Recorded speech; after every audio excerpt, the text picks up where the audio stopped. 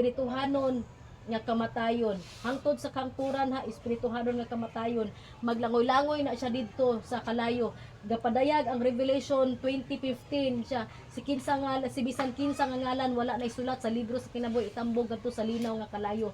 So ang kinabuhi nga walay katapusan mga igsuon, mao ang kinabuhi no nga kamatayon nga walay katapusan, everlasting nga kamatayon nga dito ka sa linaw nga kalayo maglangoy-langoy. Ang everlasting life gikan ni Jesus Christ katong mga tawo nga nituman kanunay sa sugo sa Dios, katong mga tawo nga tinud-anay nga nahigugma sa Dios, nagtahod sa Ginoo ug nangalagad diha sa kinasing-kasing sa atong buhi nga Dios. So dalaygon ang atong Dios karong kabuntagon ug salamat kaayo sa inyo ang panahon.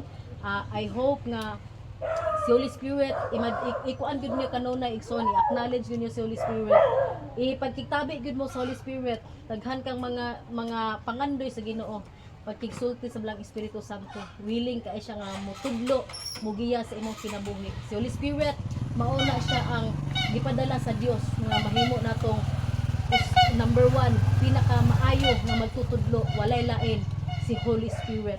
Gusto kang magbago sa una, sa dili pa ko bago igsoon atubangan sa Dios, ningon ko sa akong kinabuhi nga Lord, naghilak pa gyud ko, kurug-kurug ko gud. Iko Lord, gusto gyud unta akong magbago, gikapoy naman gud ko. Pero dili lang gyud ko kabalo unsaon. Pero human ato nga prayer igsoon, sugod na dayon ko nakadungog nga naay tingog nga mumando sa kuha nga lakaw ditong lapita. Igsoon ang tao nga wala naglakaw sa espirituhanon dili kadungog sa tingog sa Dios. Pero kung ikaw tinod nga alagad sa Ginoo, ikaw lang ang makadungog sa tingog sa Balang Espiritu Santo sa Dios. Amen. Amen. Atong itinud-on ang Ginoo sa atong kinabuhi. Soon ang Dios nahigugma kanatong tanan, so dalaygon ang Dios sa walay katapusan, maayo kay siya sa atong kinabuhi, nagpabilin siyang hari, manduluwas. No siya gyud ang tag-iya sa atong kinabuhi mo nang atong itugyan, isalig kaniya ang tanan. So all the glory and the honor belongs to God alone. Belongs lang yun sa Ginoo, walay lain nga mahimaya bisan sa buluhaton ining aning dapita sa usukan, wala koy laing gipasidunggan, gawas ra gyud sa Ginoo.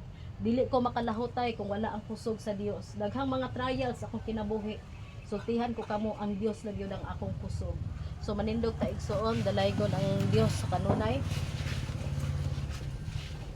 Father God, salamat sa imong pagkamaayo, salamat sa imong pagkabuutan sa mga pamilya nako diring kapita o God, sa espirituhanon. Salamat Lord nga ikaw makig-uban kanila.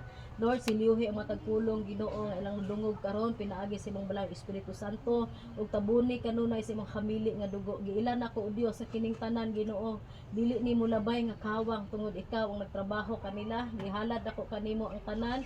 Siliyuhi Lord nga kato nga mga mensahe mao makapahinumdom kanila sa panahon Ginoo Lord God nga naa sila'y pagduha-duha sa ilang kinabuhi, panghuna-huna Ginoo o God nga kana bang makapangutana sila sa ilang kaugalingon. Nga ang imong Balang Espiritu Santo mao gyud motultol mugiya sa ilang kinabuhi.